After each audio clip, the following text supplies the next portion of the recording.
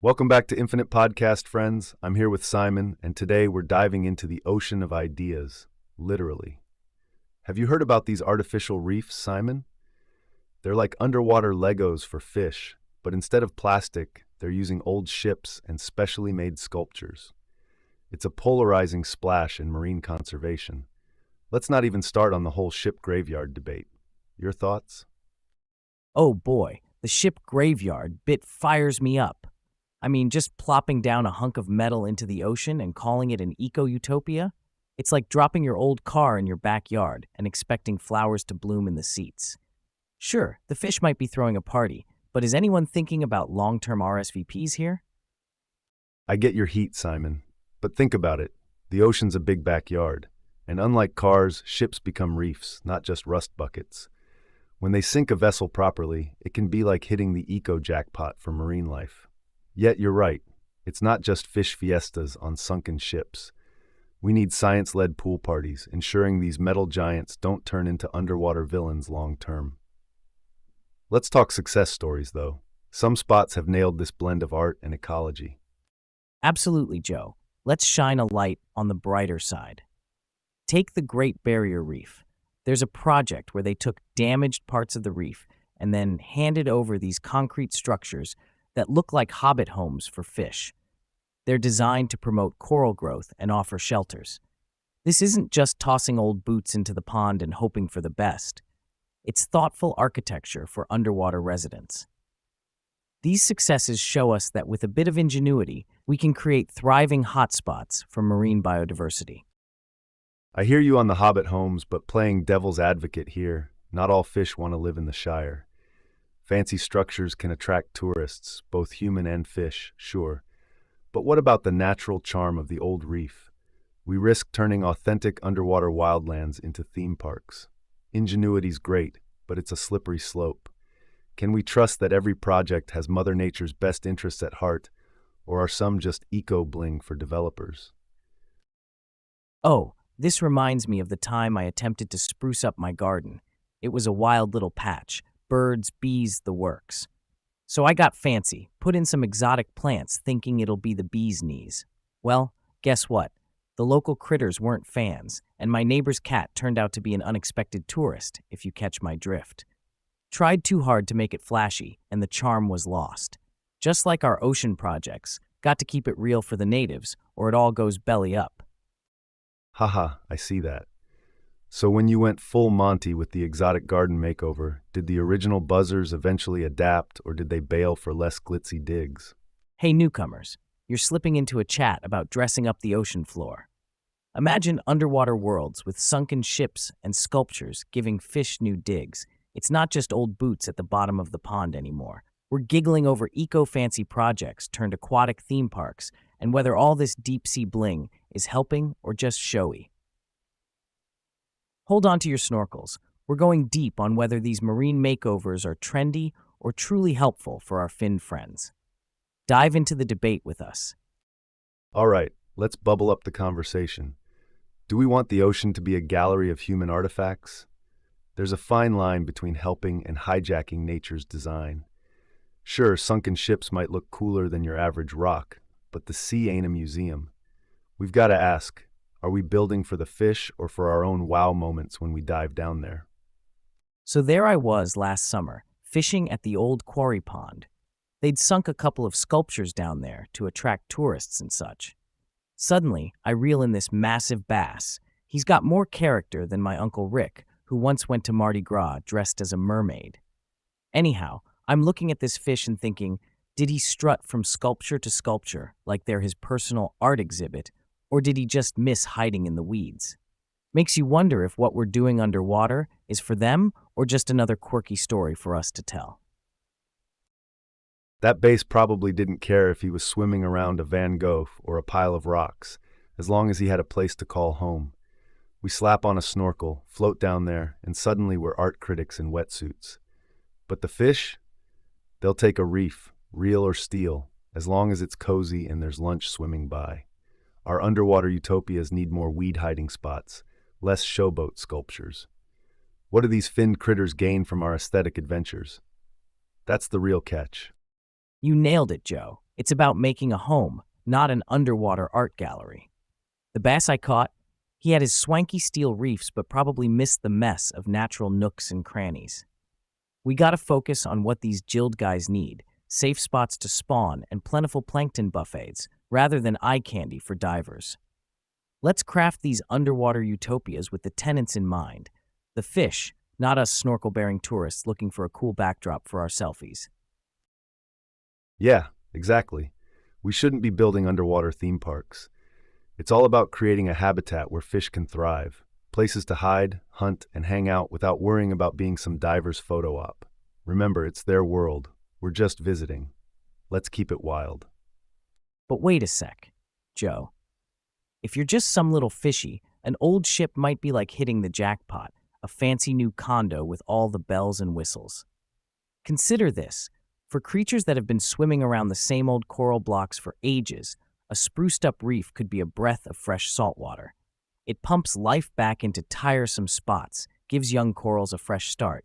I'm not saying we turn the seafloor into Vegas, but if it's done right, these projects can be more than tourist traps. They're legit homes with perks. Maybe fish do love a ritzy reef, but balance is key. A few ship condos? Cool. Turning the ocean into an Atlantis Airbnb? Not cool. Let's build smart, not just for likes and looks. Hold up, Atlantis Airbnb? Now that's a funny thought. But seriously, Joe, every sunken ship can't just be the Waldorf Astoria for wrasses and groupers. We need the underwater equivalent of cozy, affordable housing, not luxury resorts on every corner. Keeping it real down there, mixing new hidey holes with the classic coral charm, that's the ticket to a fish-friendly neighborhood. Don't want the ocean floor looking like it's trying too hard, right? Keep it cool, keep it wild. Fish don't need fancy, they need functional. You hit the nail on the head, Simon. Focusing on functionality is vital when creating underwater habitats. Take the Vince Artificial Reef off the coast of Delaware. It's not there for show. Constructed using old New York City subway cars, it creates an incredibly effective ecosystem. It's a success story because those cars were stripped of any harmful substances before being sunk, ensuring they didn't leach toxins. Then there's Biosphere 2, which wasn't underwater but offers valuable takeaways. Designed to be self-sustaining, it faced challenges like overly prolific algae and shifting oxygen levels, a reminder that ecosystems are complex and need balance. So with these projects, whether above or below sea level, it's about creating livable spaces, free from pollutants, where marine life can thrive without radically altering their environment. It's science and sensibility over spectacle. Eco-friendly urban planning goes nautical. Definitely, Joe. That Vince Reef sounds like a smart fix, recycling with purpose. And hey, Biosphere 2 is like the quirky science fair project that taught us some big lessons. You know, it's all about balancing human creativity with nature's needs. When we master that, we're winning underwater and above. Now imagine future projects taking cues from these examples. What kind of out there but effective ideas do you think are just waiting to make a splash? Speaking of balance and ingenuity, Simon, it's not just old subway cars making waves. Technology's diving headfirst into reef restoration. There's this wild wave of aquatic architects out there pushing the envelope. They're not only giving fish new zip codes, but doing so with cutting-edge tech like 3D printing. Can you believe that? Just imagine custom printing coral homes and underwater sanctuaries catered to local marine life. It's a whole new world down there. Now, how do you think these techie creations are stacking up against Mother Nature's own blueprints? It's wild, Joe. These designers aren't just flexing their CAD muscles, they're making condos for crustaceans and fish. They're using 3D printing to whip up reefs that are downright luxurious by ocean standards. Fancy lattice work and nooks that regular rocks don't have. They play around with shapes and materials that can take a royal beating underwater and still stand up tall. But it's not just flashy tech. These man-made reefs have got to tango with nature's design, right? It's like matching your socks with your tie. The goal is to blend in with the local seafloor fashion while offering prime real estate to marine critters. I'm excited to see if these high-tech habitats become the new norm or just another novelty act. So Simon, you're saying these reefs are both durable and stylish. That makes me wonder, how does this blend of function and aesthetics actually affect the fish? Do they really prefer these designer digs to the old-school coral condos, or is it just us being fancy? Aesthetics? I doubt the fish are holding interior design contests down there. What matters is if these fancy reefs really work. Are they just underwater eye candy, or can they stand up to real-world wear and tear? Sure, a 3D printed reef might look snazzy, but let's remember, Mother Nature's been architecting under the sea since day one. No blueprints needed. These techie attempts got nothing on eons of evolution. But to be fair, Joe, it's not just about looks. If these designer reefs can boost biodiversity like the classics, then hey, hats off. Let's see if these chic structures really pull their weight, or if they're just ocean floor bling. So Simon, here's a tale that swims in the same current. A friend of mine, an old sea dog with salt in his veins, decides to drop his own eco-sculpture off his boat, call it a DIY reef project. He's not armed with 3D printers or tech, just concrete, grit, and a dream to give fish a place to crash. Fast forward a couple years, his chunk of dunked dreams blossoms into a bustling metropolis of marine life, a real underwater shindig. It's proof that whether you've got the latest tech or just a heap of passion, if you build it thoughtfully, respecting the ocean's ways, they will come. Fish, crabs, the whole scaly ensemble. Sometimes the simplest acts create the mightiest waves. Makes you believe, doesn't it? Hey, fresh listeners, Simon here. You're diving into a bubbling chat about underwater DIY, people creating living spaces for our finned friends. From high-tech 3D printers crafting reefs like seafloor artists to good old-fashioned elbow grease projects, sinking sculptures for shrimps and such. It's all happening beneath the waves. We've laughed over the idea of fish flipping over fancy reef aesthetics, but let's get real. It's not about style, it's about substance. Whether it's top-shelf tech or homemade handiwork, anyone can make a splash with some creativity and respect for Mr. Ocean's blueprints. Dive deep with us into this oceanic architecture boom. Keep floating on, folks. So Simon, what's the wildest reef project you've stumbled across lately that made you think, yup, that's ocean genius? Oh, Joe, buckle up for this one. There's this bonkers reef project where they're sinking sculptures to make reefs. I'm talking about an underwater museum, man. Artists are crafting these wild statues, and then boom, down to Davy Jones's locker they go. Not just throwing out the welcome mat for fish, but making it a sight to see for any human brave enough to strap on tanks. Fish are zipping around these statues like it's opening night at an art gala. It's half fish haven, half tourist hotspot. Now that's what I call ocean genius. Underwater museums? That's fishing for tourists. Sure, sculptures are snazzy, but what happens when the sea swallows too many selfie spots? We need real homes for fish, not concrete tourist traps. It's about conservation, not conversation pieces. I'd rather we focus on designs that fix the reef, not our Instagram feeds. Are we guardians of guppies or promoters of a watery wonderland? Let's keep our priorities deeper than the dive. Joe, your talk about priorities reminds me of a time when I was snorkeling off the coast, stumbled upon this small hidden reef, and it was like finding treasure. No sculptures, no flashing lights, just a healthy, thriving community of fish doing their thing. Over the years, I'd go back. Each time it was different, more colorful, more alive. Turns out it was part of a restoration project, not made for Insta-fame, but for the fish. This tiny reef taught me something big, that the best underwater projects are the ones we don't hear about because they're too busy making life better for the locals. And by locals, I mean the scaly guys with fins. It wasn't flashy or headline-grabbing, it was just good, honest ocean work. Now that's the kind of story that really floats my boat. It's those unsung heroes of the seafloor that are the backbone of reef conservation.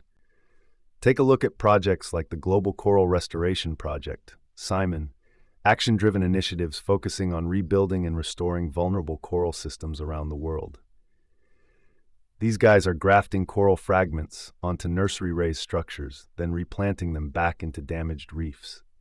And it's not just for fish, it benefits us too. Healthy reefs protect shorelines from erosion and support fisheries and tourism. The science is solid and ever-improving with each project, from studying coral genetics to selecting species that can withstand warmer waters. Behind every thriving reef, there's a battalion of dedicated volunteers, researchers and locals quietly championing the cause. Their approach isn't just drop and go, but monitored growth, ensuring these humble hideaways turn into bustling ecosystems, no flash necessary. This kind of work doesn't always make the headlines, but its impact ripples through the entire aquatic neighborhood. Now, isn't that the true spirit of aquatic architecture? Absolutely. The true spirit of aquatic architecture lives in these restoration crusades. We're talking underwater grassroots movements that build not just for today, but for the tomorrows to come. Not for likes or shares, but for healthier oceans and happier fish. It doesn't get more down to earth or down to seabed than that. These guys are the real MVPs, pulling off quiet miracles. And you know what? There's got to be a boatload of other mind-blowing projects we haven't even heard about yet. I'm itching to dive into those tales. What kind of sea-saving schemes are lurking out there beneath the next wave? Simon, imagine a crab cracking jokes about living in SpongeBob's pineapple house instead of his swanky new reef pad. Now there's a sea sitcom waiting to happen. Oh, Joe, that's a sitcom I'd binge watch any day. Just picture this. A hermit crab gets evicted from his shell, knocks on SpongeBob's door. Boom, roommate drama with a nautical twist. But honestly, if we're throwing down anchor in fiction, let's not stop at the pineapple pad. Imagine the salty banter between creatures comparing digs like Ariel's underwater palace or the lost city of Atlantis, not just because mermaids have better hair, but for the sheer legendary status. Plus, they'd each have their own quirky take on those Easter eggs divers are finding. A statue here, a mythical sunken treasure there. I bet our crab would be quite the critic, joking about whether these treasures are legit or just part of some sea shanty conspiracy. Dive into the whimsy beneath the waves, Simon, and you hit a treasure trove of art and myth. In real seas like Cancun's Museo Subacuático de Arte, statues are settled on the seafloor for corals to claim, creating playful scenes and reefs alike. Divers might spot a life-sized VW beetle teeming with fish or a ring of figures called the Silent Evolution. Artificial reefs often borrow from old tales or cartoony chronicles for flair. Take Disney's castles. Imagine finding Cinderella's spire under a wave, nudged between waving anemones, or not just wrecks and relics, but entire realms sunk for sustainability and fantasy. We're talking Captain Jack Sparrow's ship reborn as an angelfish apartment complex. Serious conservation meets serious fun. And let's not forget, these fabled habitats tempt tourists, boost economies, and feed scientific curiosities, all while giving marine critters new leases on sea life. It's folklore fused with function, and it's working wonders underwater. Now that's a kind of storytelling that even our fictional crab friend would tip his shell to, don't you think? Joe, did you hear about the mermaid who moved into an artificial reef? She said the algae was greener on the other side, but then again, she always was a bit of a seaweed half-full kind of gal. And imagine her surprise when she found out her new neighbor was a real clown, fish. Now, every morning's filled with bubble giggles and fishtail slaps. These reefs are turning into full-on undersea sitcom sets, complete with laugh tracks provided by popping shrimp. Certainly gives Neighborhood Watch a whole new meaning, Simon. A mermaid with an optimism dial turned up to 11 could shake things up even in the dullest of reef blocks. And paired with a crack-up clownfish, that's pure sitcom gold. Someone get Pixar on the phone. Blend that with our penchant for planting Easter eggs down there, and you've got more intrigue per square foot than any land-based drama series. Diving enthusiasts could be chuckling at the sight of a sunken treasure chest, or communal mermaid statues gossiping in fluent choral. Sure, it's all make-believe wrapped in wetsuits, but who says conservation can't have a sense of humor? It's about weaving tales where dolphins dish out the latest reef gossip and octopuses play pranks with their ink clouds. We need these laughs amidst wave-made wonders, their bubbles of joy rising to the surface, reminding us that saving our seas is as much about heart as it is about hard work. What if octopuses are the original pranksters, and every ink cloud is their signature on a gag? Well played. Bet even Atlantis didn't see that one coming. Simon, I think octopuses are the unsung jokesters of the deep. Imagine this. Every ink cloud is them laughing so hard at their own pranks, they just can't keep it in. Swatting at treasure-hunting divers with a tentacle, or squirting ink when a fish swims by looking too serious. Atlantis could have been the ultimate prank playground. Hidden passageways and shifting walls, all manned by mischievous octopus security guards. It'd flip the usual solemn, lost city narrative on its head, wouldn't it? Instead of echoing halls and somber mermaid songs, you've got underwater whoopee cushions and squirting statues. Atlantis, the lost city of laughs. Now there's a sunken story everyone's missed out on, except those 8-armed jesters with inky punchlines up their sleeves. You know, Joe, I can almost hear the laughter echoing through those ancient Atlantean halls now. With every treasure chest and sunken statue that comes to life beneath the sea, there's a story waiting to unfold, full of mystery, and maybe a few good-hearted pranks. It's not just about what we see down there. It's about the tales, the possibilities, like how each ripple on the surface carries whispers of mermaids' mirth and octopus's antics from the deep. What whimsical wonders are still out there, just waiting for us to dive into their stories? You know, Simon, all this chuckling at undersea jests really has me pondering. With these artificial reefs and engineered ecosystems we're planting in Neptune's yard, are we diving into ethically murky waters? What happens to the ocean's script when we start rewriting scenes with steel and concrete? Sure, these projects might give us a good laugh or ecotourism dollars now, but long-term, are we just guests dabbling in the director's chair of a show that's been running since the dawn of time? Oh yeah, Joe. It's like we're tiptoeing on a coral tightrope here. We've got to juggle the immediate perks with the what-ifs of the future. For instance, take the structures themselves. Designed for quick coral growth, they can boost local fish populations and protect coastlines fast. But rapid changes can outpace evolutionary adjustments, like throwing a spanner in the works of nature's fine-tuned engine. And ethics-wise, there's the whole argument about playing Neptune, right? Are we crossing lines in the sand, or silt, should I say, by putting these big hunks of art down there for corals to hitch onto? What happens to the natural order made by Mother Ocean herself? We're also talking economics.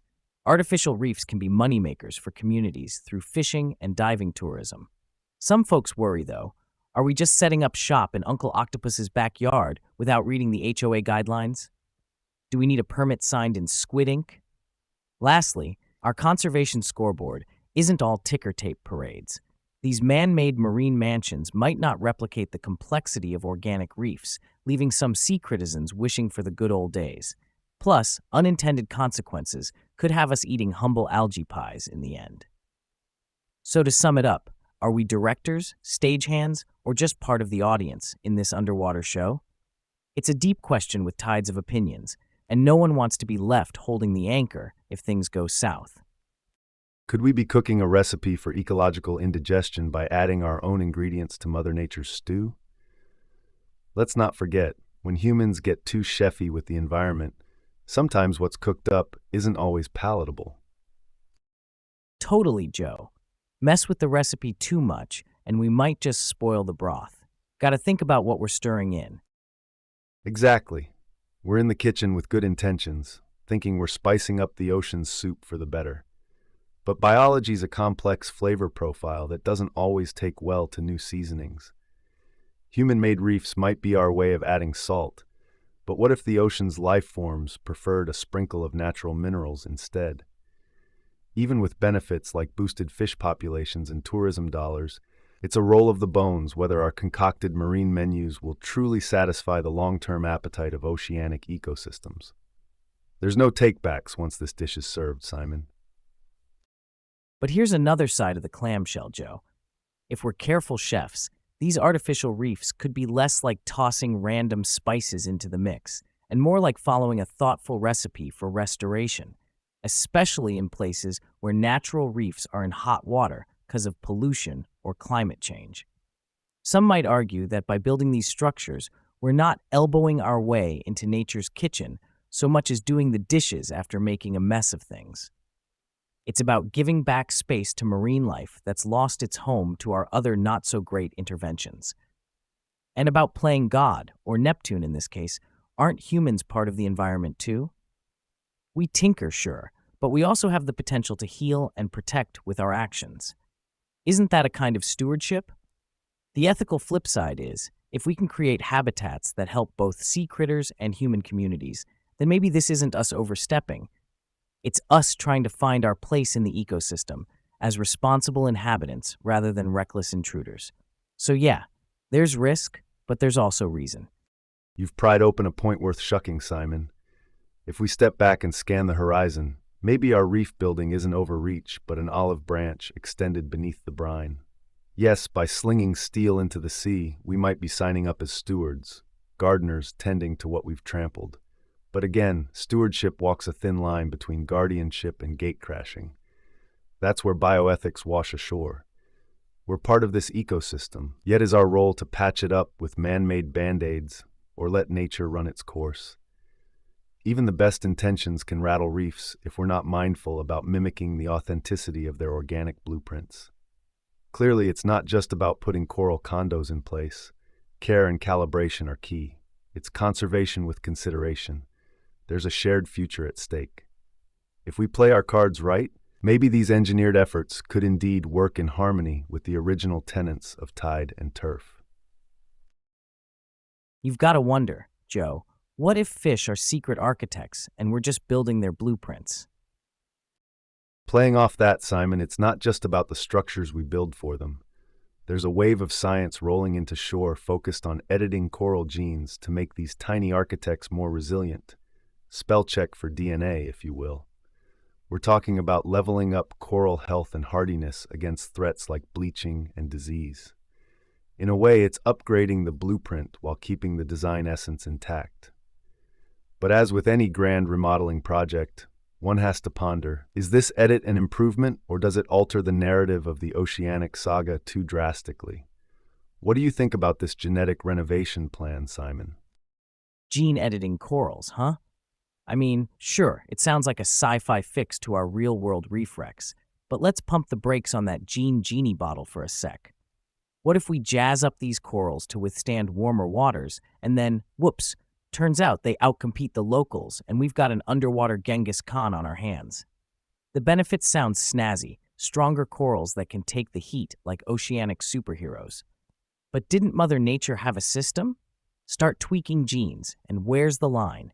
Next thing you know, we're spitballing about glow-in-the-dark fish for better night diving. Don't get me wrong, Joe. Resisting diseases, fighting bleaching, that's coral-worthy stuff. But then there are those pesky unintended consequences tag along for the ride. Sure, it's shiny and futuristic, but are we looking at Pandora's aquarium here? It's a classic case of coulda versus shoulda. Can we beef up reefs with science magic? Maybe. Should we? That's where we hit murky water. There's an ethics ocean floor we need to tread lightly on, because once we start playing with the genetic alphabet, it ain't always easy to hit backspace. Diving a touch deeper into the science, Simon, coral gene editing isn't just theoretical. Researchers are exploring techniques like CRISPR-Cas9, a sort of molecular scissors that snips and tweaks DNA. By manipulating specific genes, scientists aim to enhance corals' stress responses. Imagine giving them a genetic sunscreen to better handle the sun's wrath, or a stronger immune system to fend off illnesses.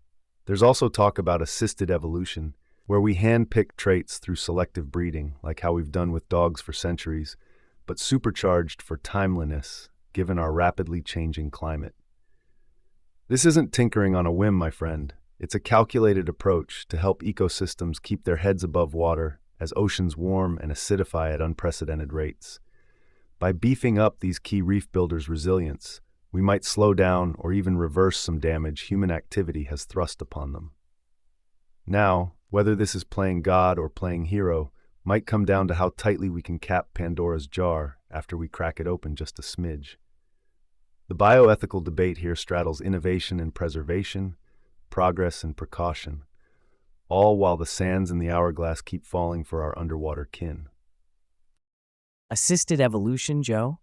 Sounds like we're swiping right on Mother Nature's Tinder, trying to hook her up with some science charm. Makes you wonder if one day we'll get a thank you chirp from a clownfish for playing matchmaker in their reef romance saga. So get this, Joe. This reminds me of the time I decided to try my hand at gardening.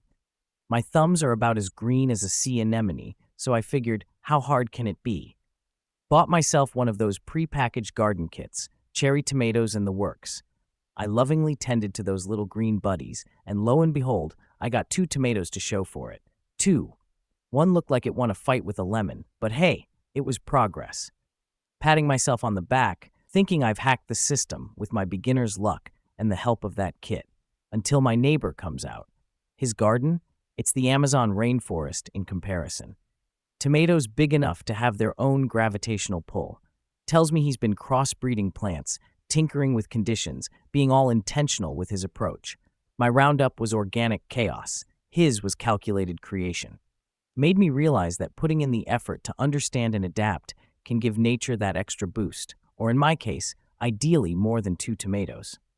Sure, there's a balance to strike, but with a bit of thought, who knows? We could tip the scales favorably for those underwater wonderworlds. That garden face-off is a snapshot of adapting techniques, Simon, and parallels how we approach bolstering coral resilience. It's less about random luck and more about amplifying what works. Scientists study the toughest, baddest corals out there, the ones thriving despite all odds, to identify genetic traits that are Mother Nature's version of armor. Think sunscreen genes that guard against UV light, or temperature-resistant features, enabling survival in warmer waters. Traits that can then potentially be spread through populations via gene editing, without waiting for slowpoke evolution to catch up to the breakneck pace of climate change. Meanwhile, in labs, they're conducting coral crossbreeding, creating genetic mashups like your neighbor's colossal tomatoes, but on a coral reef scale. Breeding heat-tolerant with cold-sturdy strains might yield hybrid vigor, boosting overall resilience. This isn't guesswork, it's precision. We're pinpointing exact genes responsible for desired defenses and essentially fast-tracking natural selection. It's proactive conservation backed by hard science. Geneticists studying coral genomes, ecologists examining environmental influences, engineers tinkering with reproductive methods, all this to effectively sow seeds for future-proof reefs. Yet, should we iron shirt corals, DNA to handle anything thrown their way? Are we prepping them for a battle royale against climate change, or are we walking into terra incognita, tampering with ecosystems intricately woven over millions of years? There's reverence due for nature's existing balance, even as we navigate these urgent, uncharted depths. So, it's like we're rigging the roulette wheel in favor of the corals. But roulette's still gambling, right? Could be genius or a genetic tumbleweed toss-up. Rolling the dice with genetics definitely spices up the coral conversation, like betting on a long shot that could pay off big for marine life or bust spectacularly. High stakes in deep waters, my friend. You said it, Joe. It's a gamble with Mother Nature as the house. She's got a pretty solid win record. Does playing by her rules mean we fold, or do we go all in with science up our sleeves? Could be worth the bet to see if we can tip the scales. But what's your take? Do we play the game, or is the risk too deep? Shifting currents, Simon. Let's cast back to tales of regeneration past where humankind and oceankind found a winning hand. There's history in these waters. Take the Coral Triangle near Southeast Asia. Ancient island communities practiced tag and release with corals long before it was cool. Break off a piece here, plant it there, fostering growth in jaded patches, giving them new life without fancy tech or genetic blueprints. Simple but mindful, their understanding of the undercurrents and breeding seasons was key. Or look at breakwaters. People have been building them out of everything from wood to stone to old ships for centuries, providing makeshift homes for marine life and slowing down water to reduce erosion, a sort of marine refuge creation. Nowadays, we've dialed up the sophistication with engineered structures for artificial reefs, precise gene editing, and assisted evolution. What we've pulled from history's oceanic archives is core knowledge, working with nature rather than against her tides. It's like taking Gran's old bread pudding recipe and giving it a modern twist, but you still respect the original mix because it stood the test of time. We blend traditional reef restoration wisdom with today's science to school ourselves on balanced coral farming, mixing ancestral insight with innovation to ensure that what we do ventures toward actual recovery and resilience. It's reverence infused with research. Fact is, Joe, the ocean's been a wild garden for millennia. Looks like we're just now learning how not to step on the flowers. Yeah, man. It's like we've been toddlers in a china shop. No clue that knocking over vases is bad news. Now we're finally getting it. Time to move carefully and maybe start gluing some pieces back together. So we're past tipping over coral cribs, now actually helping them stand? Shifting from reef wreckers to reef rescuers, do you think this newfound care is enough to flip the script on decades of damage? Guess we're aiming to be reef superheroes, capes and all. Whether it's enough, that's the million coral question. Planting new corals is like tossing seeds in a garden and hoping for rain. It's a start. But then there are stories like the Phoenix Islands protected area, turned from overfished waters to one of the largest marine protected zones. It's rebounded big time. Fish populations boom, corals flourish, nature's resilience on a silver platter. It shows that with time, protected spaces, and sustainable practices, even damaged reefs can dance back from the brink.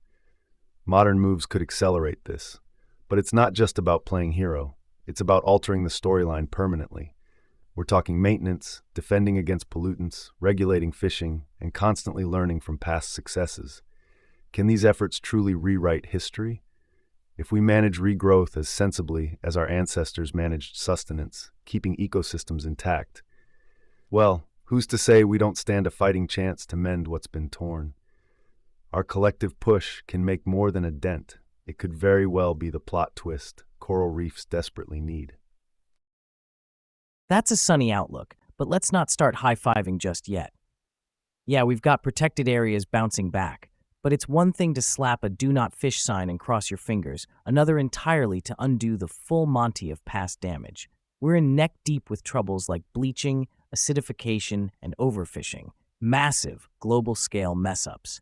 And sure, history's tossed us a few success stories. Maybe they're less about luck, more about old-school, common-sense conservation. But is that really enough as we cannonball into deep heats and plastics, making the rounds on coral tinder? I mean, our ancestors were good with what they had because that's all they had, Joe. Today's threats demand MacGyver-level marine ingenuity. It's rehab time, and not like how I switched to diet soda thinking I'd get healthier. It's got to be full-on lifestyle change for these reefs. It'll take more than planting a couple healthy corals and dusting off our hands. It's a marquee challenge, getting serious about widespread shifts. Our coral co-stars need less of us to be more for them. Can we do it? Or are we just dreaming of coral grandeur while paddling in the shallow end? It's not a dream if we wake up to the reality. We're in a race against time, but innovation and good old-fashioned elbow grease might just be the tide turners. That's the spirit. So if we're diving into this race, let's not forget to bet on the wild cards, like coral gardening by dolphins or seaweed farmers setting up underwater veggie patches. Who knows what'll tip the scales? Wild cards indeed, but you're onto something. Coral gardening isn't just human territory. There's even evidence of fish and other sea critters naturally tending their own aquatic neighborhoods, nibbling away algae, allowing baby corals room to grow. It's ecosystem engineering in the rawest form, a kind of old-fashioned, honest-to-goodness stewardship. Then you've got people like those seaweed farmers who are quite literally farming the ocean for good. Seaweed acts as a buffer, soaking up excess nutrients and providing shelter for young marine life, including corals. So yes, we've made our bed, oceans over, with less than stellar habits. But history? It shows us that nature isn't a one-trick pony. It adapts, rejuvenates, and if given half a chance, comes back swinging. With today's know-how alongside the legacies of ancient ocean caretakers and the natural tendencies of marine life, we might just bet on the right horse, or in this case, perhaps a dolphin or seaweed. It's all about ensuring our interventions complement and amplify these innate revival stories, pushing the odds in favor of the reefs. Hold up, let's get our snorkels on straight. When we're yapping about folks like seaweed farmers doing the ocean solid, we're really talking a symbiotic shindig, the kind of stuff that dates back, way back. Fact is, different cultures have been babysitting marine habitats for ages. Like in Japan, they've had ama divers, these incredibly tough women, harvesting seafood without damaging ecosystems for over 2,000 years. Picture that, sustainable practices before it was hipster. Then there's ancient Hawaiian fish ponds called loko ia, natural nurseries trapping baby fish for grow-out, ensuring stocks for later without clean sweeping schools of fish. Or take ahupua, this bonkers smart land management system in Hawaii, totally integrated where everything from mountain to reef was managed for abundance, minimizing impact on coral babies and their pals. These tactics weren't just feel-good mumbo-jumbo, they were effective precisely because they embraced nature's dance steps. And flip to modern tech? We ain't slouching. We've got biorock technology now, using low-voltage currents to promote limestone growth for corals to call home faster than your last online order delivery. Take those time-honored tricks, plus today's gizmos and scientific caboodle, punch them together, and what do you know? We're staging a comeback tour. Not just backup dancers either, more like headlining acts restoring reefs with VIP status. It's a mixtape of methods, combining ancestral wisdom with present-day hocus-pocus for a healthier marine scene. Can you imagine if ancient wisdom and science had a baby? That child would be the Tony Stark of ocean revival. Charming, genius-level smart, with all the tech to back it up. Oh man, I've got a doozy about a clownfish with serious comedic timing. Let's just say it outsmarted the aquaculturist during feeding time. Slapstick at its finest under the sea. Oh, reminds me of this one time I visited an aquaculture project. They were breeding clownfish and had this setup where they drop food in one end of the tank. So there's this big guy, let's call him Bob. Every time food drops, Bob seems to wait. Staff figured he was slow or something. One day I'm standing there and I witness it firsthand. Food drops, little fish dash for it, but not Bob. Bob hangs back. Once the frenzy's over, whoosh, he scoops up all the leftovers, no competition. It's like watching someone dodge the lunch rush by rocking up 15 minutes late. Still gets fed, but skips the hustle. Slick move, Bob, slick move. Genius. Bob the clownfish out there living the dream, turning buffet lines into a solo act. Why peck around when you can have the whole feast to yourself, right? Absolutely. It's a hustle move straight out of a savvy CEO's playbook. Why waste energy in the scrum when you can corner the market post-huddle? Bob's living proof that sometimes the best way to win at life's game is to sit back and wait for your opening. Clownfish with business acumen. Who knew? Wait. Are we giving Bob way too much credit here? Maybe this isn't aquatic Wall Street level strategy. How do we know Bob's not the underwater equivalent of that one guy at the party who just waits it out by the pizza until everyone's done? Opportunistic? Sure. Business savvy? Maybe we're glamorizing fish brain behavior a bit too much here. You know, this one time at a barbecue, I was hanging around just when they were firing up the grill. Everyone's jostling for position, eyeing those prime burger spots like sharks circling a shipwreck. But my buddy Dan, cool as an iceberg, hangs back, nursing his drink. Fast forward 30 minutes, the first wave of folks are stuffed, chatting away. Dan strolls over, picks the perfectly grilled pieces nobody noticed. A little patience turned the chaotic cookout into his personal feast. Sure beats wrestling elbow to elbow at the grill, doesn't it? Just like Bob, whether he's a mastermind or just the last guy at the pizza box, he ends up winning anyway. Hey, new listeners. We're diving into the laugh-out-loud world of aquaculture misadventures. Just shared a tale about Bob the clownfish, a laid-back finned friend who chills while others chase their grub, then sweeps in for the easy meal, kind of like that one person who avoids the buffet line scramble. It's about the quirky side of sea life and the chuckles they bring to researchers, and now, us. Haha, that's wild, man. These little creatures, they've got life figured out in ways we don't even expect.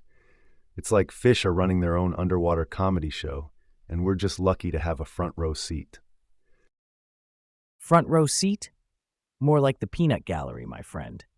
If clownfish are putting on a show, they're definitely laughing at us, not with us. Imagine Bob the strategic maestro schooling some wide-eyed scientist in the art of mealtime economics. It's not an aquaculture operation. It's an improv class where the fish are the only ones knowing the punchlines. Tell me about it. These aquaculture tanks are like comedy clubs where the clownfish are both the jokesters and the audience. They're pulling practical jokes on researchers, a fin flick here, a nip there, like got your nose, but with fish food and coral. Meanwhile, scientists are left scratching their heads, taking notes, trying to decipher the behavior. But Bob's just in the back doing belly flips, laughing his gills off at humans trying to keep up with his slick dining etiquette. It's as if clownfish have been running the longest-running prank show, and we've only just tuned in. So, think about it. What other secret slapstick do you reckon is happening down there? Is Bob the clownfish our only prankster, or is there an entire comedy troupe of sea critters we're missing out on? Hold up, not every ripple in the water is a creature cracking jokes.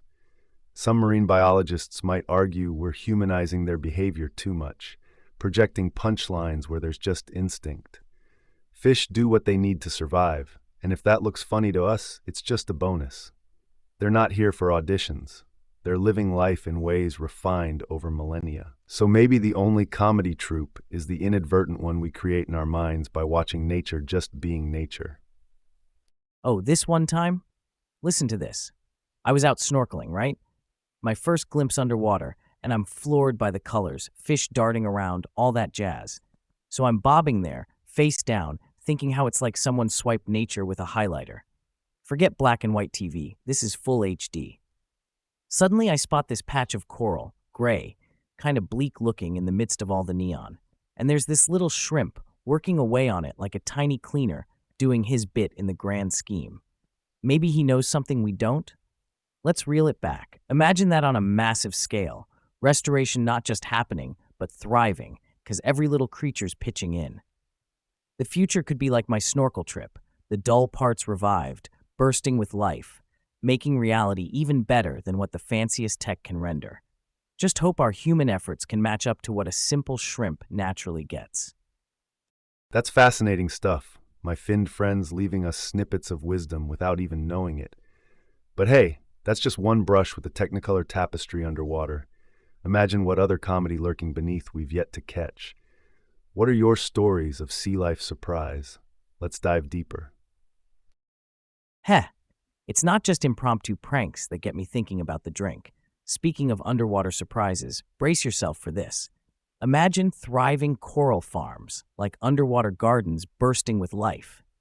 If we nail coral farming, it could flip the script on how our coastlines operate.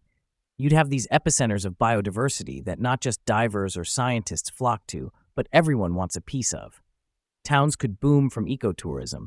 New industries could sprout up. Who knows, we might even see seafood buffets where you pick dinner right off the reef, with sustainably farmed sea grapes on the side. What's your take? Whoa there, reefside seafood buffet? Sounds utopian until you think about sustainability. Picking dinner straight off the reef isn't exactly eco-friendly. Overfishing's already a problem without adding a catch-your-own element. We've got to balance this vision with cold water reality. Imagine instead, if these coral farming efforts pay off, sure, coasts become hubs of life, economies bloom, but let's not forget moderation. There's a fine line between a restored paradise and an exploited resource. Got to ensure these future seascape dreams don't become conservation nightmares. All right, fact bomb incoming. Coral reefs cover less than 1% of the ocean floor, but support about 25% of all marine life. More than just a pretty face, they're crucial for biodiversity. Plus, according to the World Wildlife Fund, healthy reefs contribute to fishing industries, tourism, and they're even natural breakwaters reducing wave impact, massively helpful for erosion control. Now strap in for this. Experimental coral farming aims to rebuild these ecosystems decimated by bleaching events linked to climate change and other human-related factors. In practice, that's taking resilient corals, growing them en masse, then transplanting them back into the wild. If we manage this without tipping Mother Nature's scales, you've got job creation in coastal towns, revved up local economies, and boosted food security from sustainable fisheries, all while maintaining natural checks and balances. The big AF here, we need practices that marry human needs with ecological respect, or we're just swapping one set of problems for another. Ticklish balance, my friend. Definitely a ticklish balance, as you said. Think about it. We could be on the edge of a new underwater gold rush, not for treasure, but coral. But instead of plundering, we're planting. There's something kind of poetic there, a restitution story where humanity isn't the villain, but rather the restorer. Now, wouldn't that twist get some attention? Ah, a twist of tale reminds me of Aunt Mary's garden back home. It was this sad piece of dirt after years of neglect. Then one spring, she decides it's restoration time. We're all skeptical, right? But she starts working this magic with compost, seedlings, sun, and patience. Months later, and whoa, it's an explosion of colors, herbs, and veggies. Became the neighborhood gem, really. Even got us kids to swap our video games for some dirt under fingernails action, not just enjoying, but contributing. That garden, it wasn't just a patch of land. It showed how care and effort transformed something broken into a sanctuary for life, community. And if we apply that gentle touch, respecting nature's rhythms while aiding its recovery, well, isn't that what we're talking about here with coral ecosystems? Aunt Mary's small-scale regreening can teach us a thing or two about painting the underwater world with broad strokes of hope. Small acts, huge impact.